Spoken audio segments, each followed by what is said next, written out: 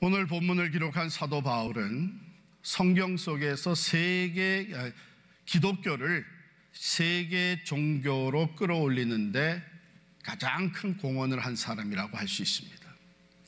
그는 1차, 2차, 3차 선교 여행을 통해서 수많은 사람들에게, 특별히 이방 사람들에게 복음을 전하고 많은 교회를 세웠습니다. 당시 로마 제국 산하에서 아프리카 지역을 제외한 로마 제국의 대부분의 도시를 다니면서 그는 교회를 개척했습니다.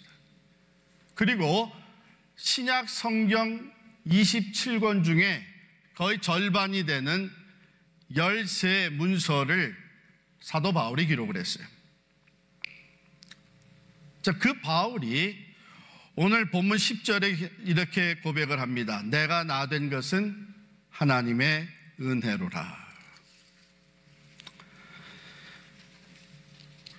나는 사도들 중에 가장 작은 자요, 아니 사도라고 칭함을 받을 수도 없는 자라, 이렇게 얘기를 합니다. 여러분, 사도가 누구입니까? 예수님께서 일찍이 12사람을 제자로 택하셨어요.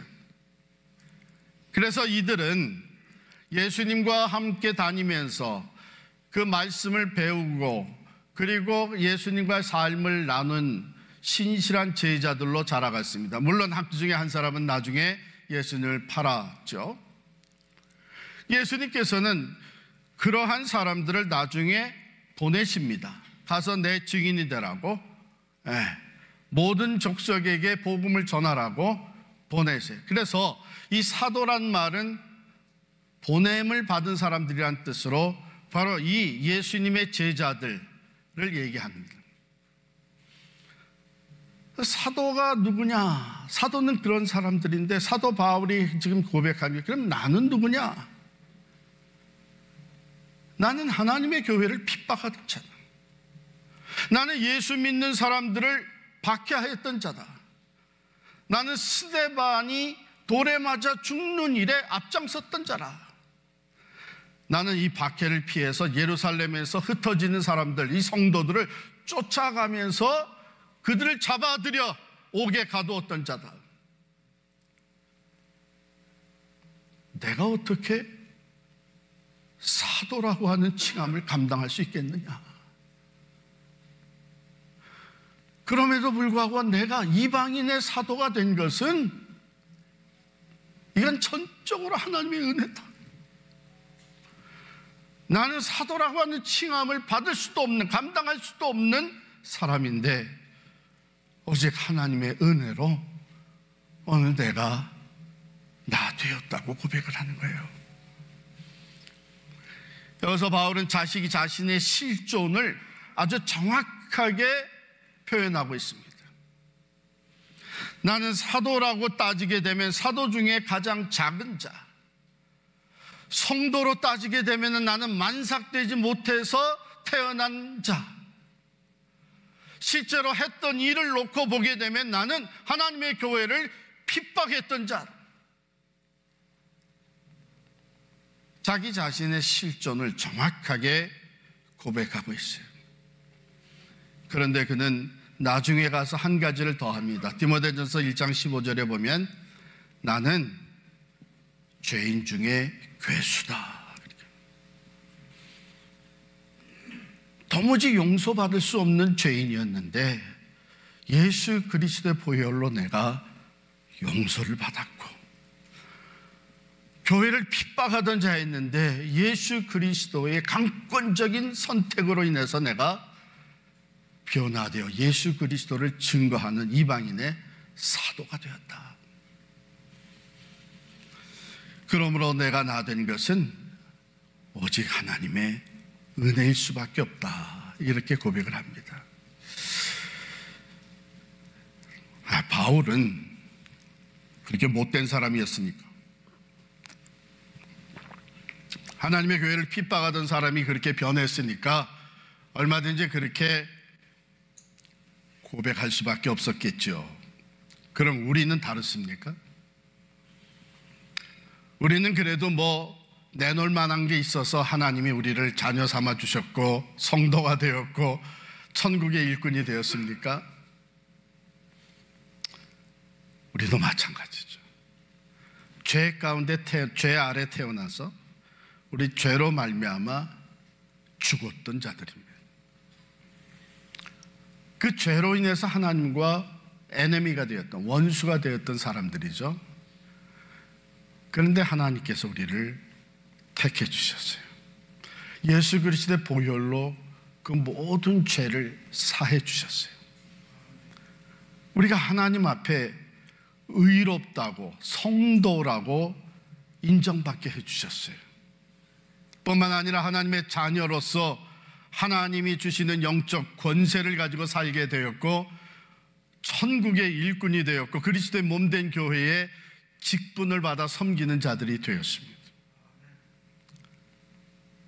사도 바울이나 다름없이 우리도 오늘 우리가 된 것, 오늘 나 된 것은 전적으로 하나님의 은혜일 수밖에 없죠. 이게 바울은 여기서 자기 삶에 자기 자신이 변화된 것에 대해서 먼저 얘기를 한 거예요. 그 비잉에 대해서 얘기한 것이죠. 내가 이렇게 변화하여 새 사람이 되고 하나님의 자녀가 되고 천국의 일꾼이 되고 교회의 직분자가 되고 하는 이 변화는 모든 것이 다 하나님의 은혜라고 하는 것이죠. 사랑하는 성도 여러분, 우리가 다른 것은 다 잊어버려도 혹 외웠던 성경 말씀 구절도 다 잊어버려도 영원히 잊지 말아야 될 것이 있습니다. 나 같은 죄인 구원받은 것 오직 예수 그리스도의 구속의 은혜 때문입니다. 이 고백을 가지고 우리는 하나님 나라에 들어갈 수가 있는 것이죠. 두 번째로 사도 바울은 내가 이런 사람이 되어서 사도가 되어서 하나님의 일을 할 수 있었던 것 또한 하나님의 은혜다 이렇게 고백을 해요. 그러니까 앞부분에서 자기 자신의 being에 대해서 얘기를 했다면 그 다음에는 그 doing에 대해서 자기가 한 일에 대해서 고백을 하기를 전적으로 하나님의 은혜다 이렇게 해요. 여러분, 바울만큼 기독교 역사에 많은 업적을 남긴 사람이 없죠. 뿐만 아니라 그만큼 또 희생과 고생을 치른 사람이 없습니다. 보면 그가 수많은 곳을 다니면서 복음을 전하였는데 많은 핍박도 받았습니다. 굶주렸습니다. 감옥에 갇혔습니다. 매를 맞았습니다. 항해를 하면서 죽을 고비를 수차례 넘겨야만 했습니다. 참 그런 바울이 자기 자신의 삶을 되돌아보면서 하는 말이 내가 다른 사도들보다 더 많이 수고했습니다. 그게 사실이란 말이에요. 누가 봐도 모든 사도들보다 더 많이 수고한 사람이, 복음을 위해서 고통과 희생을 당한 사람이 바울이란 말이죠.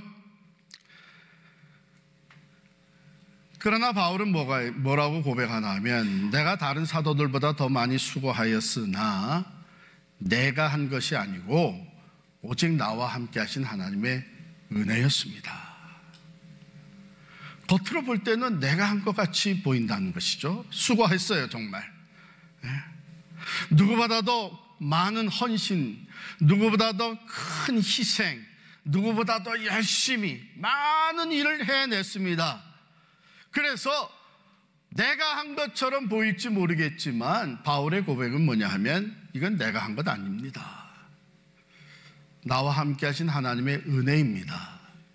이 말은 좀 더 정확하게 얘기를 하면 내가 수고할 수 있었던 것도, 내가 다른 사람들보다 더 많은 곳에 가서 복음을 전하고 희생을 치르고 헌신하고 고통을 당하고 위기 상황을 극복하면서 많은 일을 할 수 있었던 그 수고할 수 있었던 그 자체가 하나님의 은혜라는 거예요. 하나님이 나를 지켜주셨고, 하나님이 내게 건강을 주셨고, 하나님께서 내게 전할 복음을 주셨고, 내 믿음을 붙잡아 주셨고, 어려운 가운데서 나를 건져주시고, 많은 사람들 가운데서 나와 함께 하심을 보여주시고, 내가 하나님을 위해서 수고하며 일할 수 있었던 그 자체가 하나님의 은혜라는 거예요.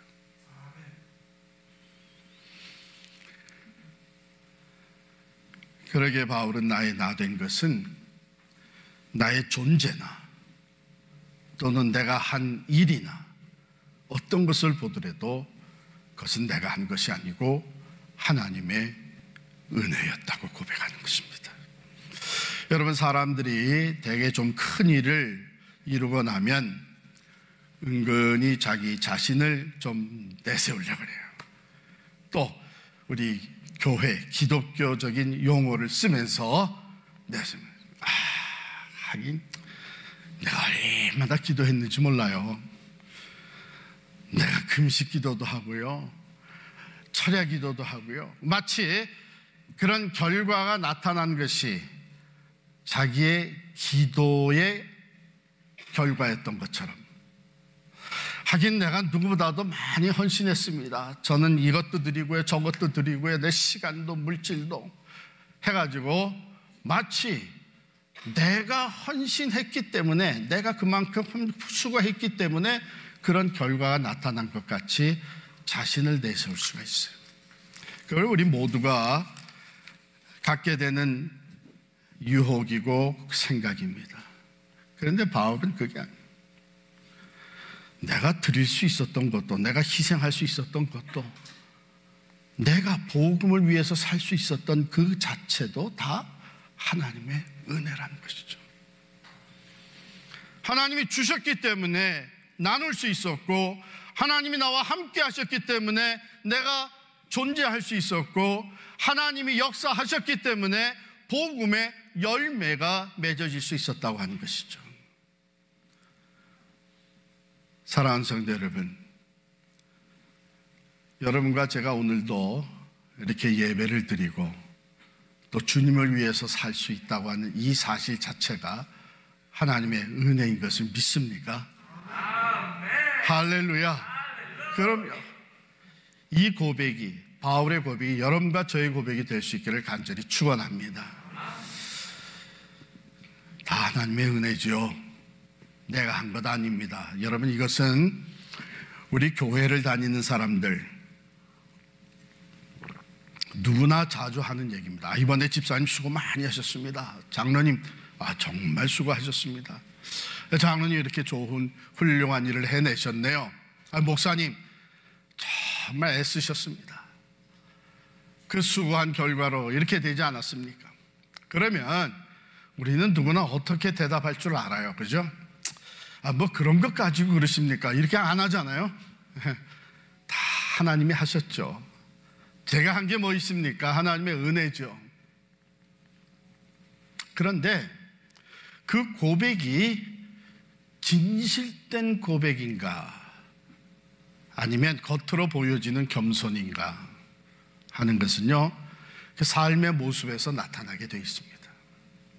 우리는 누구나 다 그런 입술의 고백은 할 줄 압니다. 왜? 그래야 교만해 보이지 않을 테니까. 그런데 참 진실된 마음으로 나 된 것이 하나님의 은혜라고 고백하는 사람들의 삶에는요, 보여지는 현상이 있는데 그 첫 번째가 감사와 기쁨입니다. 이 놀라운 은혜를 내가 받았으니, 내가 나 된 것, 내 존재, 변화된 것, 또 내가 이만한 일을 해낼 수 있었던 것, 이 모든 것이 하나님의 은혜였다고 하는 것을 진심으로 고백하다 보니 그저 감사한 거예요. 기쁜 거예요. 그래서 기쁨과 감사로 예배가 드려지고, 기쁨과 감사로 자원하는 마음으로 봉사하게 되고, 다른 사람이 알아주건 안 알아주건 기쁜 마음으로 전도하면서 살게 되는 것이죠. 그게 첫 번째 나타나는 현상입니다. 두 번째 보여지는 것은 겸손이죠. 겸손. 남을 나보다 더 낮게 여길 줄 아는 겸손입니다. 여러분, 사도 바울을 생각해 볼까요? 사도 바울이 1차 선교 여행을 끝나고 나서는 자기의 그 파트너였던 바나바하고 싸워요. 누구 때문에 싸우죠?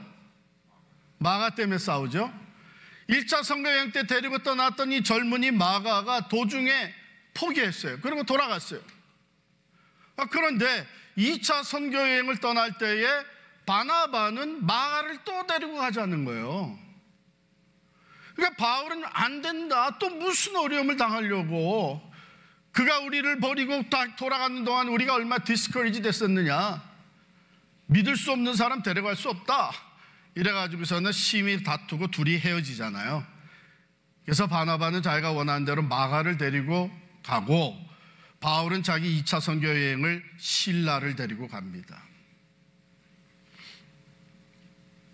그랬던 바울이 나중에 성숙해지고 자기의 삶을 돌아볼 때에 정말 모든 것이 하나님의 은혜였다고 하는 것을 진정으로 고백하게 되는 그런 바울이 됐을 때에 바울이 믿음의 아들 디모데에게 뭐라고 얘기합니까? 네가 올 때에 마가를 데리고 와라. 그는 내게 유익한 자다. 이게 뭐예요? 여러분과 제가 진심에서 오늘 나의 나 된 것, 또 내가 하나님의 일을 할 수 있었던 것이 하나님의 은혜라고 고백하게 되면 우리는 점점 더 겸손해지게 되는 것입니다. 나 같은 사람을 사용하신 하나님, 얼마든지 다른 사람을 사용하실 수 있다. 다른 사람에 대한 포용력이 생기는 것이죠. 그리고 남을 나보다 더 낮게 여길 수 있는 겸손한 마음이 생기는 겁니다. 자, 보세요. 나중에 바울이 고백하기를 난 죄인이다. 근데 죄인뿐만 아니라 난 죄인 중에 괴수, 가장 큰 죄인이다. 그러면 다른 사람들은 나보다 다 나은 거예요. 내가 제일 큰 죄인이니까 다른 사람들이 죄를 져도 그 사람들은 나보다 좀 더 나은 거예요. 내가 하나님의 일꾼이 되고 하나님의 일을 할 수 있었던 이 모든 것이 전적으로 하나님의 은혜라고 여겨지는 사람들에게는요, 다른 사람들이 수고하는 것, 조금이라도 애쓰는 것, 헌신하는 것, 다른 사람이 희생하는 것이 그렇게 아름다워 보이는 거예요. 저 사람이 나보다 낫다.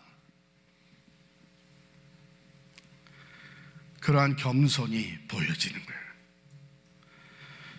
그러나 마음에서 진심에서 고백하지 아니하고 입술의 고백으로 끝나는 사람들은 여전히 뭐가 나타나게 하면 다른 사람을 판단합니다. 저지합니다. 다른 사람을 탓합니다. 심지어는 정죄합니다. 그건 뭐예요? 내가 그만한 자격이 있다고 착각하고 있는 거예요.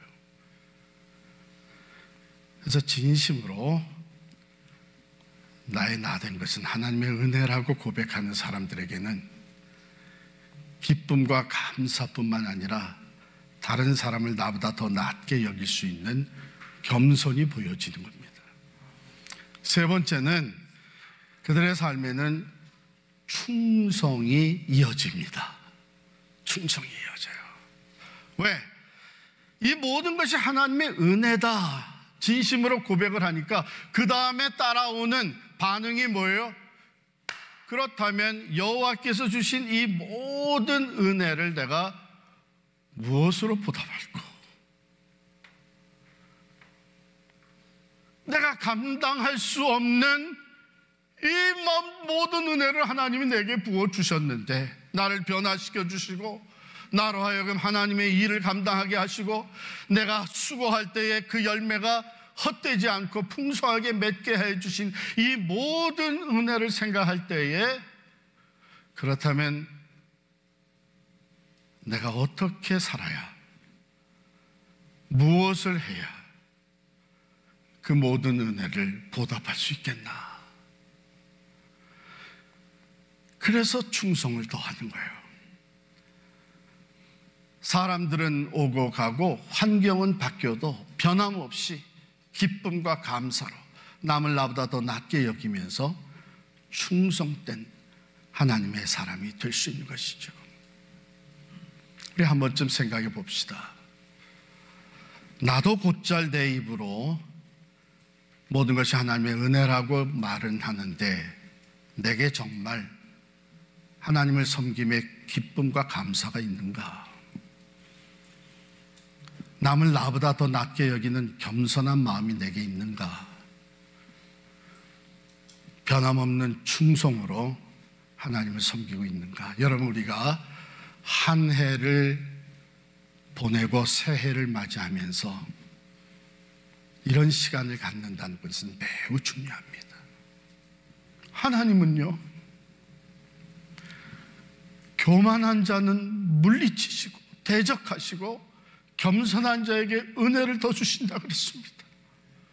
그렇다면 우리가 계속해서 하나님의 은혜 안에 머무는 삶을 살려면 우리 마음에 교만이 들어오면 안 돼. 자만심이 들어오면 안 되죠. 그게 두려운 거예요. 우리가 해냈다고 하는 생각 요만큼이라도 들어오면 안 됩니다. 하나님이 믿음 주셨고 어려운 가운데 때를 따라 돕는 은혜 베풀어 주셨고, 그리고 우리에게 필요한 것을 하나님이 선물로 주셔서, 물론 그 가운데 많은 수고를 한 리더들이 있습니다. 장로님들, 권사님들, 집사님들, 성도님들, 많은 헌신을 한 분이 있었습니다. 그래서 참으로 필요한 것을 이렇게 헌납도 하고 헌금도 하면서 우리가 모든 것이 이렇게 다 하나로 묶어져서 오늘, 그러나 내가 헌금할 수 있었던 것도, 제가 담임 목사로서 그 과정을 잘 꿋꿋이 나올 수 있었던 것도, 우리가 함께 마음을 모아서 흩어지지 아니하고 수고할 수 있었던 것도, 이것이 다 하나님의 은혜인 줄을 믿습니다. 하나님의 은혜 안에 머무는 삶이 가장 복된 삶이에요. 우리가 하고 싶어도 할 수 없는 것이 많고, 하려고 해도 할 수 없는 일들이 많고, 힘껏 한다고 해도 우리 마음대로 그 결과를 얻어내는 것이 아니지 않습니까? 그러므로 우리는 언제든지 하나님의 은혜 안에 머무는 삶을 살 수 있기를 간절히 축원합니다. 그러기 위해서 우리 이 말씀, Practice makes perfect란 말이 있죠. 연습이 완전을 이루게 한다 그랬습니다. 이 연습이 필요해요. 특별히 매해 한 해를 보내고 새해를 맞이할 때마다 오늘의 말씀, 이것이 우리에게 참 그 알렉스 헤일리가 자기 방에 걸어놨던 그 거북이 사진과 같은 말씀이 되어서, 오늘 내가 나 된 것은 누군가의 도움이 있었기 때문이다. 이것이 하나님의 은혜이다. 지난 한 해도 안 해도 내가 이만한 일을 해낼 수 있었던 것은 하나님의 은혜이다. 여러분, 이것을 늘 자기 자신을 성찰하면서 하나님의 은혜를 되새기는 이 영적 연습이 계속되어질 때에 한경진 목사님과 같이, 빌리 그레이엄 목사님과 같이 우리의 인생의 마지막에 이를 때에 우리는 진심으로 고백할 수 있게 될 겁니다. Why me? 하나님, 왜 나 같은 사람을 택하서 사용하여 주셨습니까? 만입이 내게 있으면 그 입 다 가지고 내 구주 주신 은총을 늘 찬송하겠네. 이것이 여러분들과 저의 고백이요, 한 해를 보내고 새해를 맞이하는 우리들에게 주어진 자기 성찰의 기회인 줄을 믿습니다.